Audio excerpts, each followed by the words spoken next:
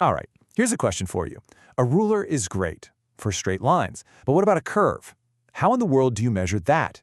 It sounds like a simple question, right? But this little problem, it puzzled the greatest thinkers for literally thousands of years. So, let's rewind, way back to about 250 BCE. This absolute genius, Archimedes, he comes up with this brilliant workaround. He thinks, okay, I can't measure the curve directly, so what if I just fill it up? He'd stick a big triangle in there, then he'd look at the gaps left over, and boom, he'd tuck in more smaller triangles, and then even tinier ones in those new gaps. You see where this is going, right? With every single step, he's sneaking up on the real answer, getting infinitely closer. And that right there, that trick of sneaking up on an answer by taking infinite little steps, well, that's it. That's the big idea. It's the beating heart of one of the most powerful tools ever created by the human mind. This is the story of calculus. Now, a lot of people think calculus just sort of appeared with Isaac Newton, but nope, not even close. This idea didn't just pop into existence, its roots go way, way back. We're talking over 2,000 years. It's like this giant global puzzle, and for centuries, brilliant people all over the world were finding little pieces of it without even knowing what the final picture would look like. And just look at this timeline. What's absolutely wild are the huge gaps in between. I mean, you've got Archimedes in ancient Greece, and then pretty much silence for more than 1,600 years. The next massive breakthrough comes around 1400 in India, where the incredible Kalara school figures out these things called infinite series. It's basically a way to nail down the measurements of really complex curves with total precision. And then, just a couple hundred years later, bang! The whole thing just explodes in Europe with two names you've definitely heard of, Newton and Leibniz. So yeah, that brings us right to the 17th century.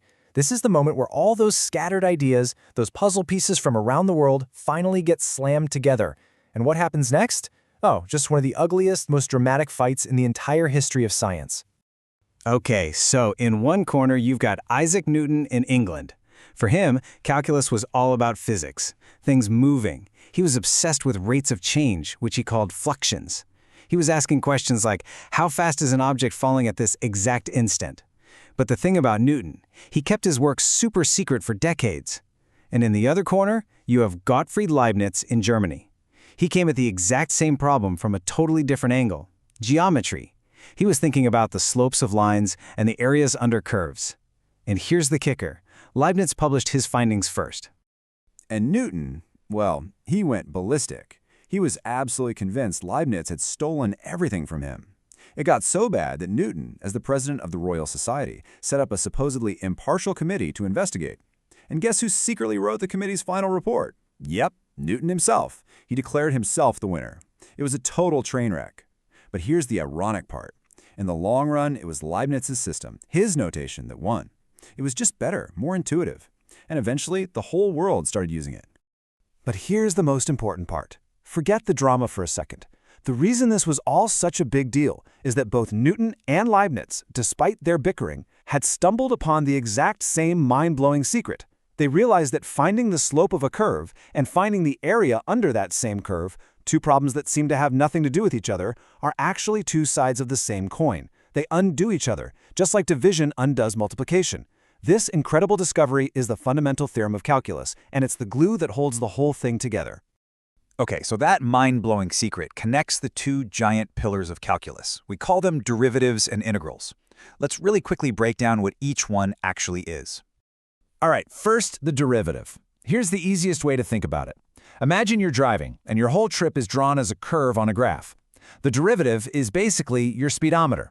It doesn't tell you your average speed, it tells you how fast you're going at one single instant, right now. It's the answer to how fast are we changing at this exact moment. And then you've got the other side of the coin, the integral. If the derivative is about an instant, the integral is about the whole journey. It's all about accumulation, adding things up. It answers the question, how much stuff have we collected over this period? So back to our car.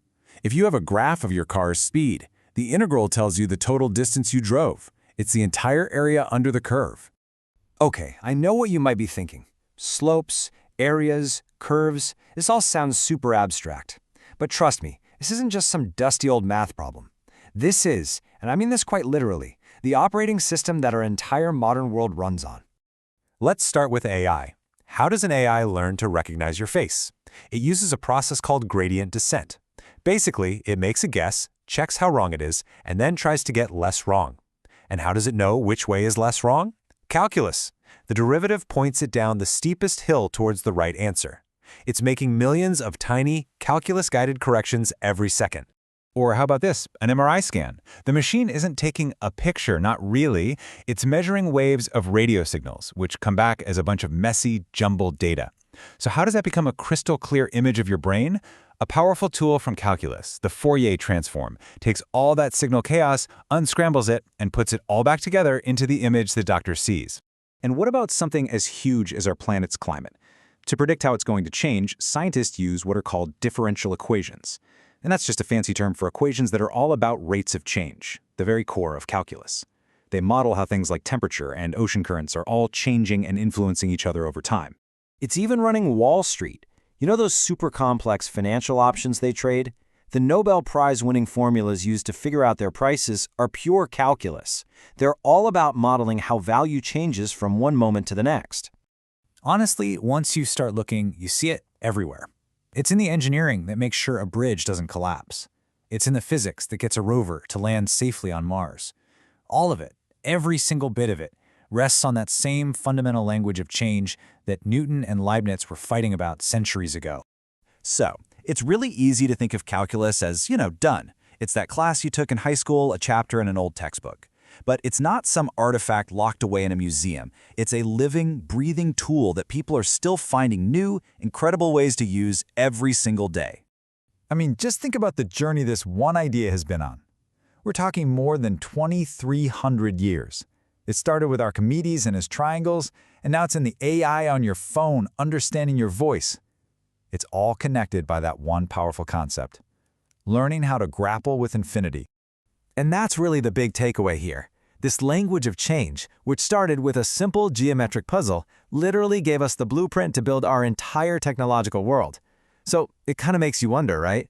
We've built all of this with it so far. What are we going to build with it next?